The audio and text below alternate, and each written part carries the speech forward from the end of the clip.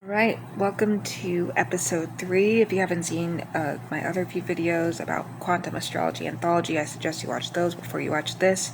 There's 5 acts in this episode. Episode 3, the Precession of Memories. Act 1, the Babylonian Palimpsest.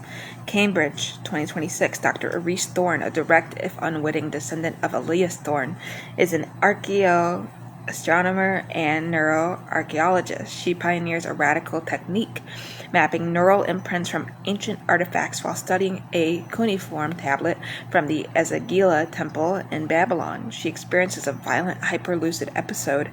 She is no longer in her lab.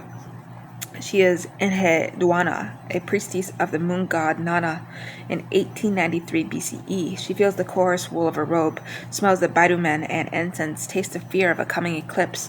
The memory doesn't fade, it resides. It becomes a parallel stream of consciousness in her mind.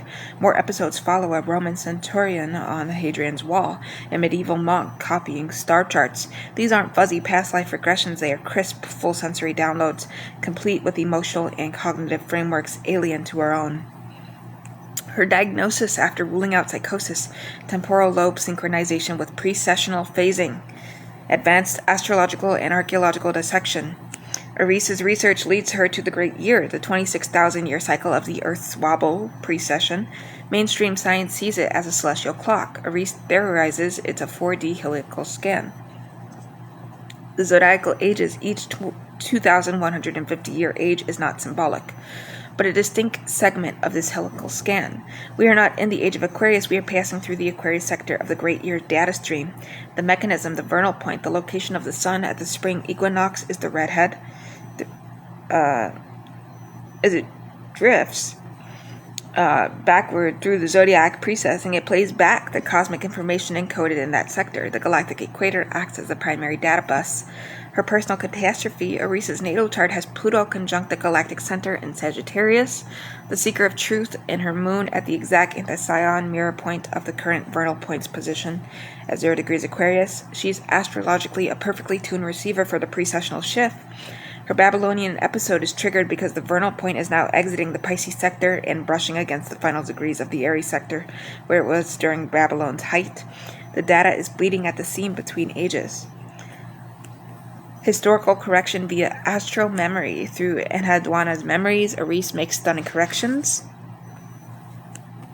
The fall of Babylon, 539 BCE, wasn't merely military. The city's astrologer priests, seeing Mercury stationing retrograde at 29 degrees Aries, the anaretic critical degree conjunct the star sheath associated with catastrophe, performed a forbidden ritual to halt Mercury's retreat and freeze time to avert doom.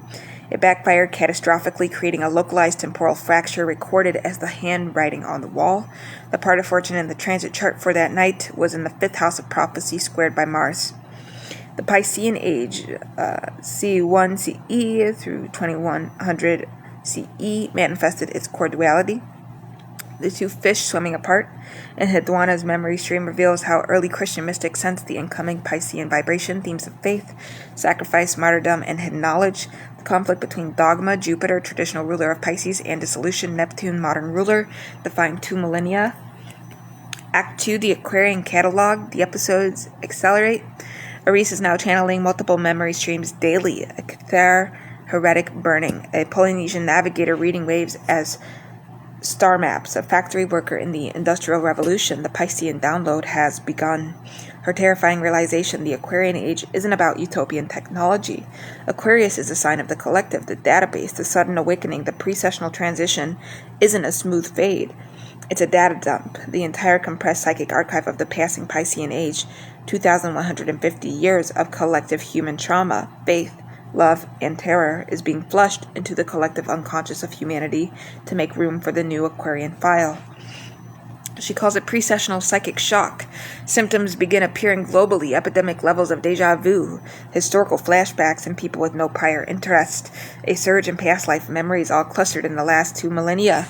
Social media is flooded with hashtags like #MedievalMe and #Victorian vibes. The world is being quietly, insidiously possessed by its own past.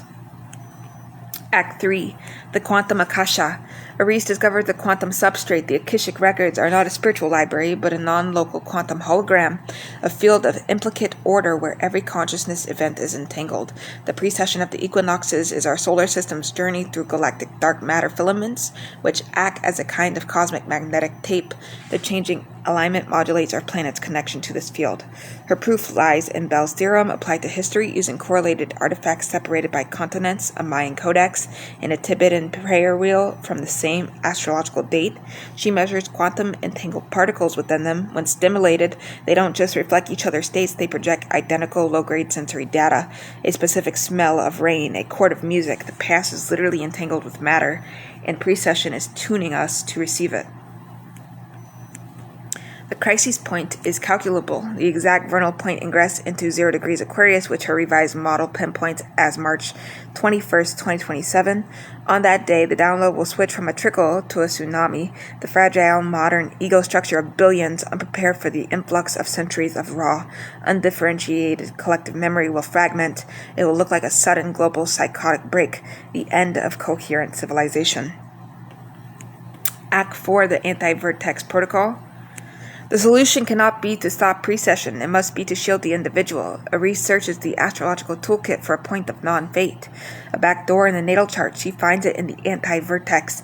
The vertex and its opposite, the anti-vertex, is a sensitive axis related to fated encounters and karmic crossroads.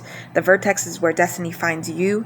The anti-vertex, she theorizes, is the point of chosen intervention, the soul's ability to sidestep the dominant karmic or precessional data stream. She develops the anti-vertex protocol, calculate one's precise anti-vertex degree, a point often ignored in mainstream astrology.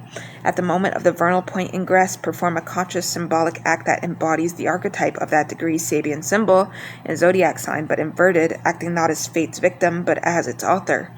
For example, a person with anti-vertex at 4 degrees Taurus, a rainbow, would at the precise moment not merely look at a rainbow, but create a prismatic effect, spraying water and sunlight, arranging crystals, while consciously affirming, I am the source of the spectrum, not its observer. It is an astrologically grounded ritual of individual sovereignty against the tidal wave of collective memory. Act 5, the broadcasts. On March 20th, 2027, Reese knows she cannot teach billions the protocol in time. In desperation, she hijacks an experimental EU quantum communication array. She doesn't send a message of explanation, she sends the harmonic frequency of the anti-vertex itself, modulated with the carrier wave of the precessional data stream, phase shifted by 180 degrees, a canceling signal. The effect isn't a magic cure, it's a subtle global nudge. People don't understand why, but at the critical hour, millions feel compelled to perform inexplicable personal symbolic acts of defiance against nostalgia, dogma, and inherited trauma. A man burns his family's ancient grudge letter. A woman learns a folk song from a culture her people historically despised. A child builds a nonsensical machine from recycled parts.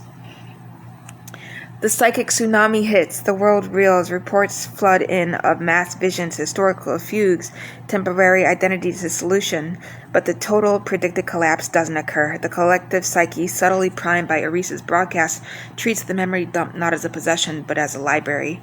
Painful, overwhelming, but externalizable. Something to be studied, not become.